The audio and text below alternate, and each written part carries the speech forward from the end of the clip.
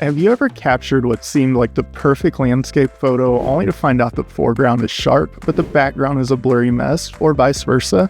Frustrating, right?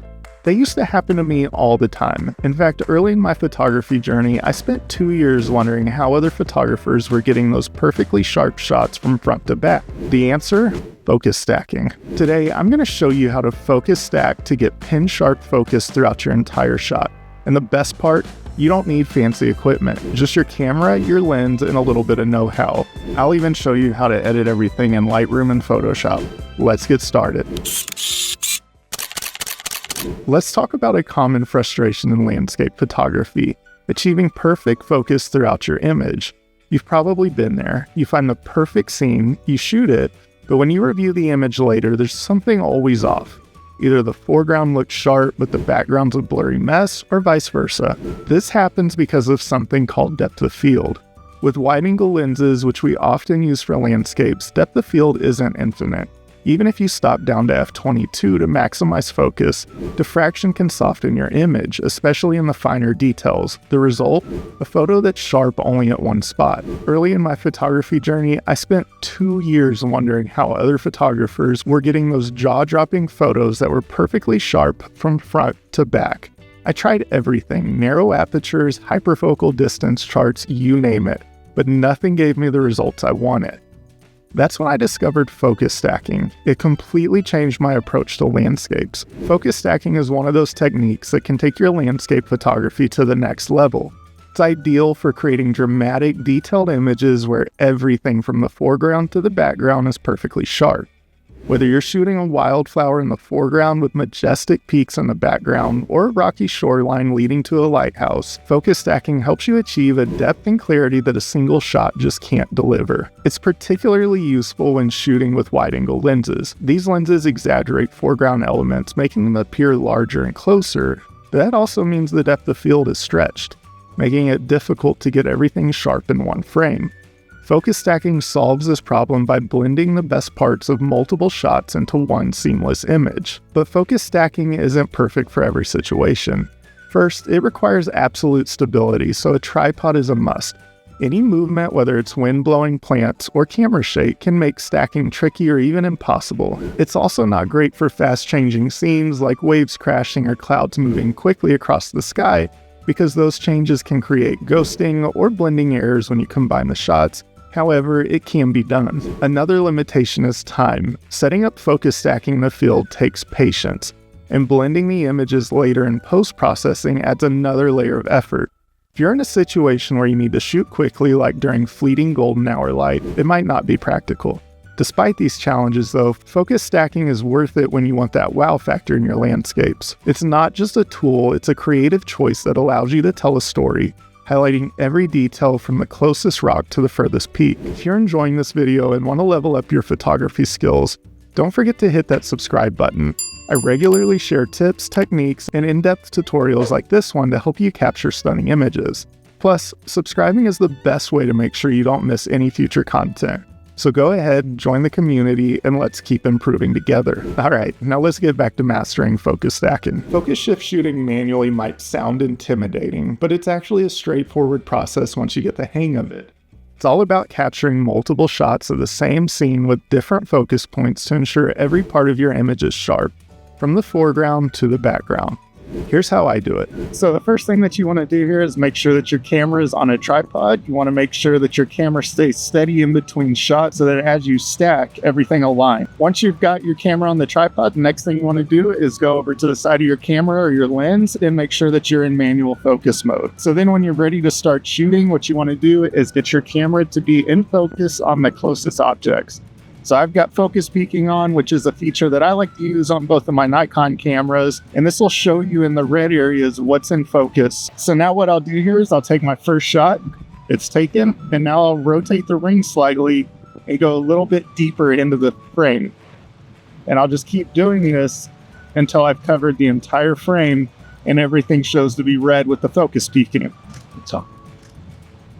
So that's complete with a manual focus bracketing. You'll repeat this process all the way through the frame until you get the sky or the background in focus. I usually work from front to back in small increments. If you skip too much of the scene, you'll end up with gaps in focus, which can be a pain to fix in post-processing. For this, I recommend shooting with an aperture between f5.6 and f8 to maintain maximum sharpness without risking diffraction.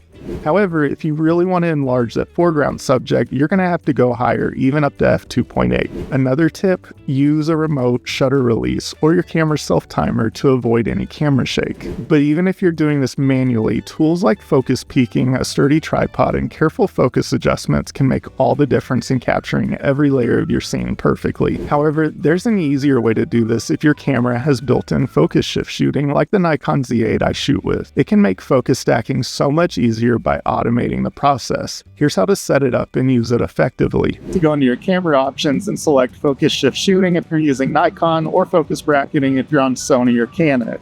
So we'll go into that, and then we'll go ahead and set the number of shots. I like to keep mine somewhere between 10 and 20, so we'll shoot with 15. We'll use a medium focus step width of 5, and then 0 intervals until the next shot. Once I've got that all set up, I'm going to actually go back, make sure that I'm focused on the front and the foreground. One key thing you've got to make sure of here is that you're actually back in autofocus mode. Once you have that, you click start, and the camera will now go through and take all of the shots that it needs. And there you have it. Just as easy as that. It's fast, efficient, and make sure that you don't miss any part of the scene. So let's hop over now into Lightroom and take a look at these images that I just caught with the focus shift shooting option on the Nikon. So when we scroll in here, you'll see you've got full sharpness down here in the front. And as we click through each one of these, you'll see that the focus is slowly shifting from the front to the back of the image. And as we go through with the steps, you'll just continue to see that until we get to where background is fully in focus. As you can see, these last couple of images are out of focus. I'll find the last one that looks like the background's in focus, and from there, I'll just go ahead and delete the rest of these. And now we've got all of the images from our focus stack. So what I'm going to do is I'm going to just add some light edits to this real fast. I want this to actually be camera neutral. I'm going to lower my exposure a little bit, as even though the histogram looked like it wasn't blown out on camera, it did get blown out slightly up here in these clouds. So we'll drop that exposure, drop the highlights, increase the shadows, and actually I'll bring the exposure back up just a little bit, or we'll actually do it from here in the tone curve, just to pull those highlights. Right there's about where I want it. We'll give it a little vibrance and a little saturation now. And now what I want to do is apply this to all of the photos in the series. So I'll go to develop settings and copy settings. I'll go ahead and just do check all, copy, select the rest of these by holding shift and clicking the last one. Then I'm going to go to develop settings, and we're going to go to paste settings. So now all of these are going to carry through on all the photos. And the next thing that I want to do here is select all the photos again, right click, and then we're going to go to edit in, and we're going to open as layers in Photoshop. So what this is going to do while it opens up, it's going to pull all of the images into a single file on Lightroom, where each image is its own layer. So here we go. This takes a couple of seconds to open up. You'll see it blinking and flashing a bunch as it does this. All right, there we have it. So the first thing we want to do here is select all of the layers, go to edit and auto align layers. And I just use auto here whenever I do this. We'll click OK. What this is going to do is just make sure that all of these areas in the image are aligned. So the next thing that we want to do here is make sure that we've got all of these images selected. We'll go here to edit, and we'll go to auto blend layers. And then the next thing we're going to do is click stack images. So this should get us pretty close to where all of the parts of the image that are in focus are what's actually going to be kept. So what we have here is you'll see where it's actually gone through each image and it's masked out the areas that were out of focus for that image. So we've got the merged one here on top. If we scroll in here, you can see most of this is pretty well in focus. You can see a few spots here, like right in here where it looks like it's still slightly out of focus. If you have a super complicated scene, what you could do is go through and set these masks individually on your own. So that is one option, just going through each photo one by one, put a mask on it, and then black out the area that's out of focus. And then you'll basically create the same thing here. But overall, I think this did a really good job. It looks great. And we'll just go ahead and just to make this a little bit of an easier file to work with, we'll go to flatten image. So this will just bring the whole image down. Now it's just one single image, and I'll move this back over to Lightroom just by hitting Control S. So now we go back over to Lightroom, and we'll see that we've now got this TIFF file in here. And from here, we can finish our edits. And obviously, this isn't a grand landscape. I just had to use what was nearby my house. So this just gave me an interesting foreground object to get up close to with the camera, as you saw previously in the video, and just kind of give an example of how you could set up one of these focus stacking images. All right, so let's take a look at some images, though, that I actually have focus stacked out in the field, where you should see quite a bit of difference in quality and get a better idea for how you could use this. So this first image here, this is actually from Mount Rainier. If you're standing on this spot where I'm at, Mount Rainier is actually to my back, so this is looking away.